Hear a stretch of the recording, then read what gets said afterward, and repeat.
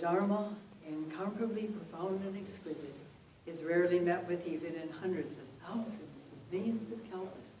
We now can see it, hear it, accept and hold it. May we realize the true mind of the Tathagata. Today is day one of this 5-day session here at Hidden Valley Zen Center in January 2016. Our first session of the year here at Hidden Valley Zen Center in Southern California. And I'd like to share with you a little bit of a Tibetan teaching. This is by Padmasambhava, a very, very famous Tibetan teacher. Actually, he was Indian, but anyway, in the Tibetan system, and also known lovingly as Guru Rinpoche.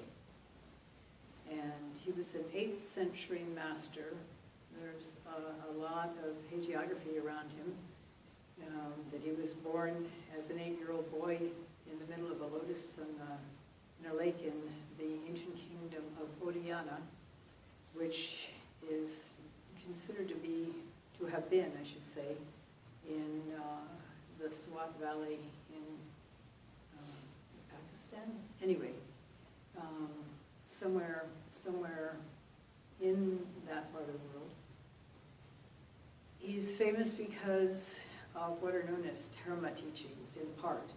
Dharma teachings in the Tibetan tradition are teachings that a master, deeply realized master, set aside, hid, until the people of the region had sufficient openness of mind, awareness, depth of practice to be able to comprehend them and take them and really make use of them.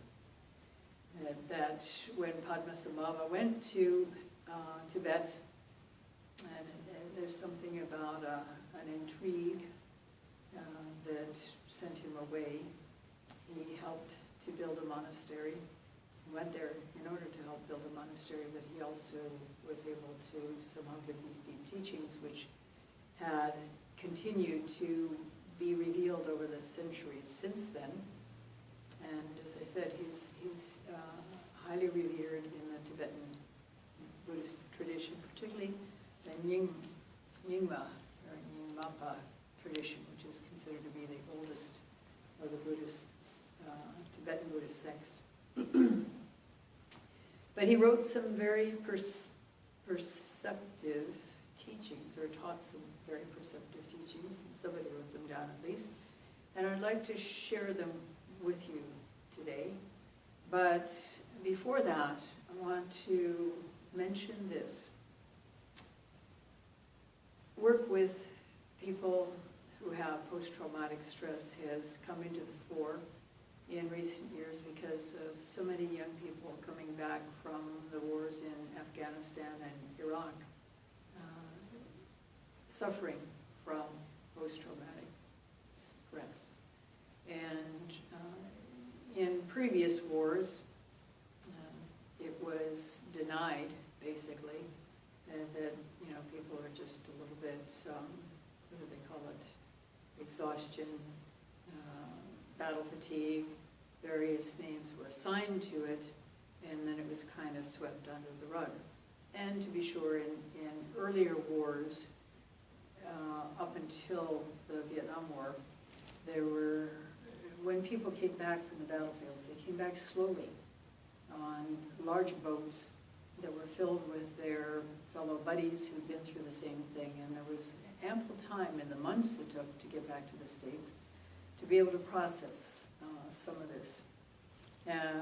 More recently, of course, people are flown back and immediately launched back into their pre-battle existence, and it is not only was the battle environment hugely shocking to many of these young people, but also it's another huge shock to come back into their old life and find that they don't fit anymore because of what they've been through.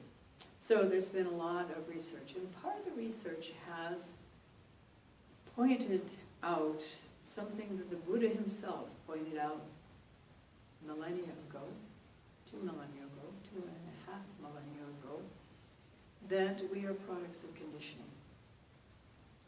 What happens to us as we're going through life, starting with when we're born, really,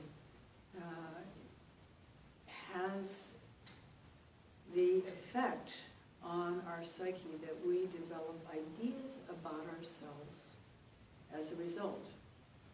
And we get a framework through which we view the world. It's dangerous or it's not. And people around us are friendly or they're not. And part of this, of course, is to develop a self-image. And the Buddha was saying, really, that the reason why we have all these challenges in our life, why we have pain and suffering, why we have dukkha in our life, is because we are so tied to this self-image. And through this self-image, it acts as a lens through which we see the world. And the antidote to that is our practice. And through our practice, we are looking inwardly, because the answers are not outside of us. And moreover, they are beyond words. And so we can't think our way to it. The philosophers have tried for millennia to find answers to life's questions. And it's a little bit like that cartoon where the philosophers are struggling up the mountain, finally get to the peak, and there's the Zen Buddhist monk sitting there. He's been there all the time. He already had the answers. So with that in mind, let me share out of a book called The Enlightened Mind, an anthology of sacred prose that was edited by Stephen Mitchell. And these are the words of Padmasambhava from the Book of the Great Liberation, which was translated by Francesca Fremantle and Chogyam Trungpa.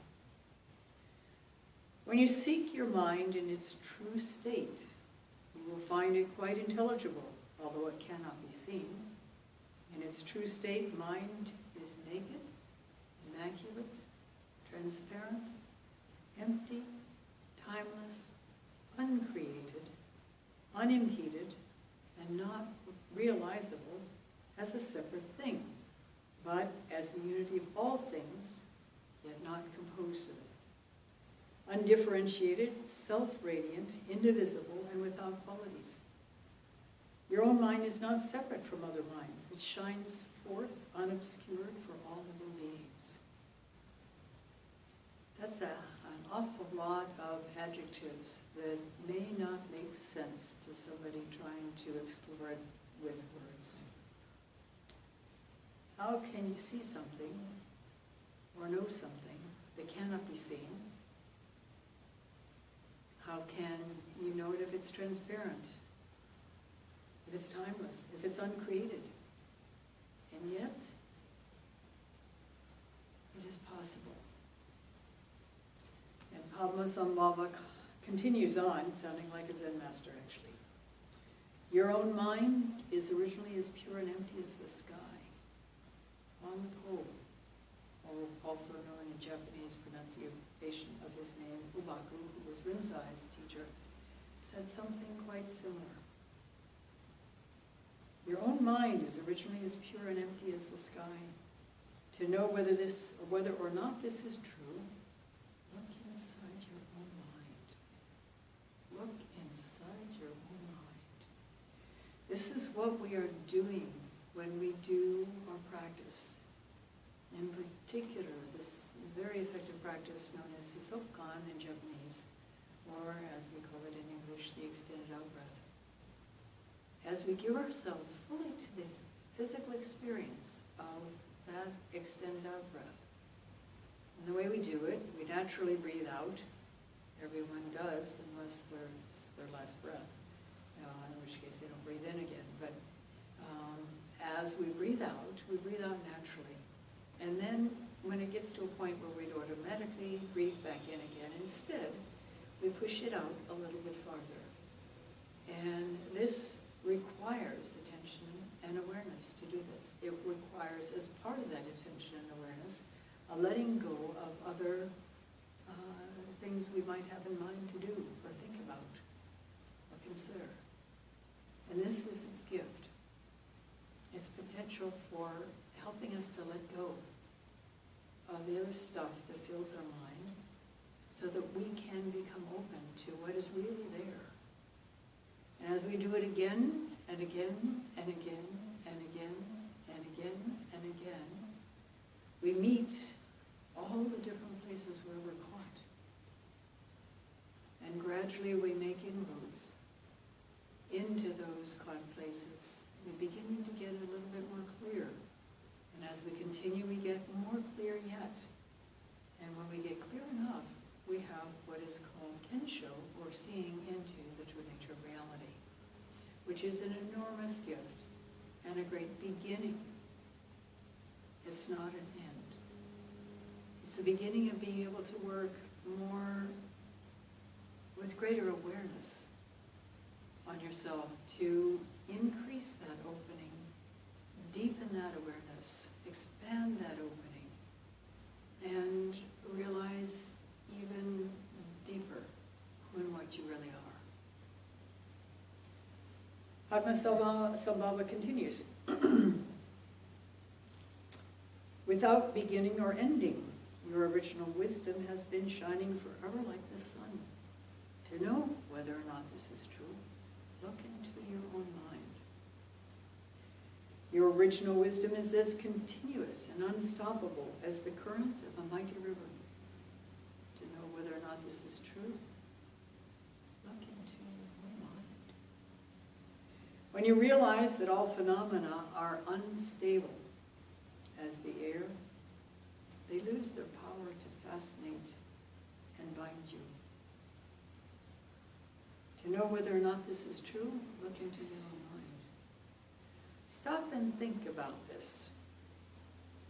That all phenomena are changing. You cannot depend on a single thing. We don't know if we're going to wake up tomorrow. We don't know if we're going to have a job tomorrow. We don't know if our loved ones will still be with us tomorrow. We don't even know if we'll have our mind tomorrow. So many people are getting Alzheimer's, or this new subset of dementia called Lewy body dementia, which seems to be a particularly insidious form of dementia where you go in and out of that dementia. So there are periods of time, and maybe minutes or hours, where, or even a day or two, where you are totally normal and cognitive and functional, and then the dementia hits for another short period of time, and then you come back out of it and you're normal again, except people are raising their eyebrows and saying, do you know what you did a few minutes ago, or a few hours ago, or yesterday? And it's shocking because you don't remember that happened. And you go in and out of it until eventually you're in it the whole time. It's a particularly dreadful condition. And I have a friend who has that condition, at least one friend who has that condition at the moment. And for a long time at the Rochester Zen Center, there was a woman who had been the head of the housekeeping department there, who was starting to do bizarre things. Sometimes, not always, just sometimes. And he finally was diagnosed with Lewy body dementia. And she stayed on. They took care of her at the Rochester Zen Center to the credit of the people there and their compassion. And finally it got to be too much, and so she was sent into the arms of her sister for caretaking. So we don't know what's going to happen. And there are plenty of stories of people having sudden changes in their lives where they went completely differently from how they thought they were going to. And certainly in my own life, if I had known how it was going to unfold, I wouldn't have believed it. Many, many years ago when I was in my early 20s and we were living in Burma, there was a very famous astrologer slash psychic there who had quite accurately predicted certain future events in the lives of the people that preceded us in his council in Mandalay. And so we thought, well, let's make an appointment with this guy and see what's in our cards, so to speak. But at the last minute, it was canceled because I didn't want to know what lay ahead. And as I just said, I wouldn't have believed it anyway. Our lives can change so radically, and what we have and what we don't have can change so radically, that we begin to see that Padmasambhava's statement, when you realize that all phenomena are as unstable as the air, is true. Nonetheless, we continue to try to grasp at things, try to fix them in permanence, or the things we don't like, we try to get rid of them. Better to observe our mind, to search deeply for the real truth, which is, as he already said, when you seek your mind in its true state, you will find it quite intelligible, although it cannot be seen. In its true state, mind is naked, immaculate, transparent, empty, timeless, uncreated, unimpeded, unimpeded. How many times do we feel like we're stuck, like we can't move forward in some aspect of our life? And yet who we really are is unimpeded.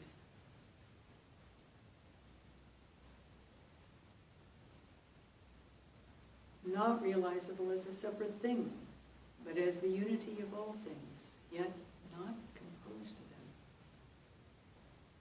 It makes perhaps the koan move. Does a dog really have the Buddha nature? No. Does the dog really have the Buddha nature? Yes. And at the same time, they're both true.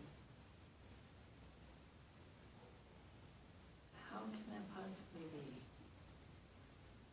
And yet it is true. And that dog's Buddha nature is our Buddha nature as well.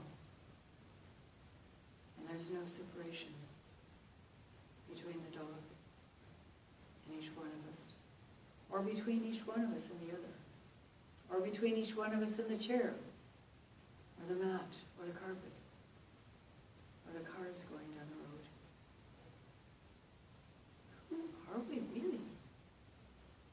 It's so important to find this out, because until we do, we're sitting down as Flora Courtois' vision expressed, manipulating little colored blocks,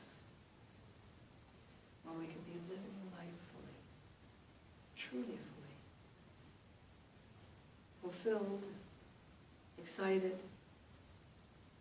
no matter what happens in our life.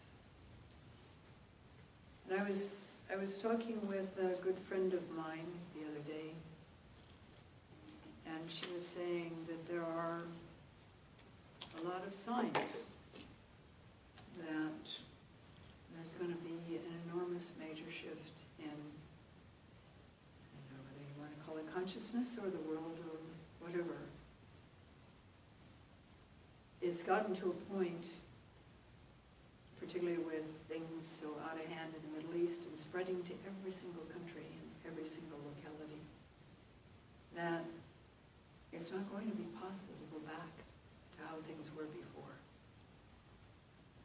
That it's going to take a great leap to move forward out of that, what is fast becoming a hell realm.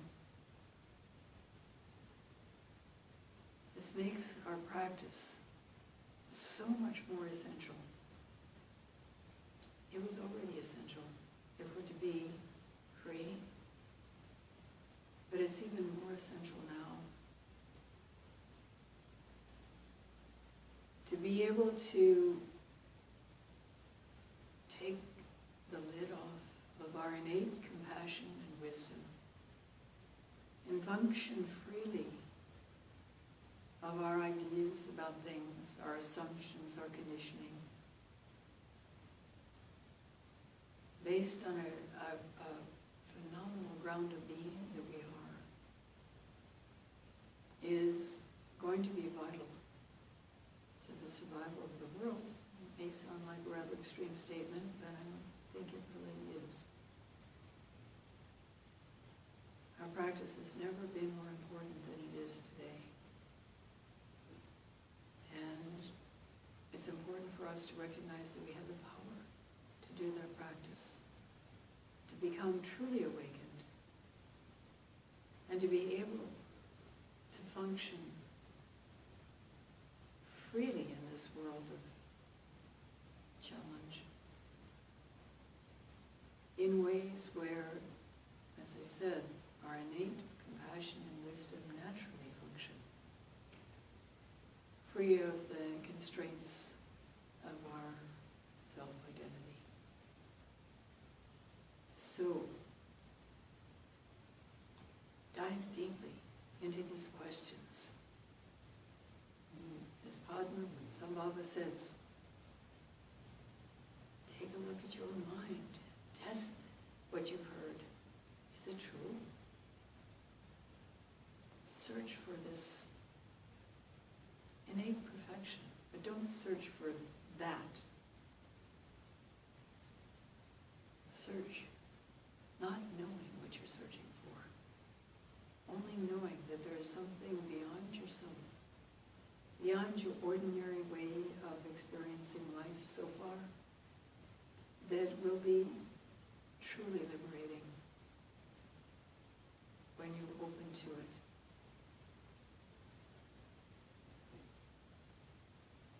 And that will be a gift to all beings, particularly if you don't stop there. So,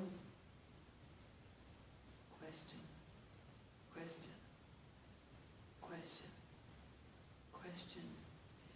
Even when it's feeling dry as a bone, like you have no interest whatsoever in the damn question, then search for who it is that's feeling that way. And continue searching for that truth. Don't let up. It can feel most daunting just before you would have a breakthrough. It's important not ever to give up and not to assume anything about your practice.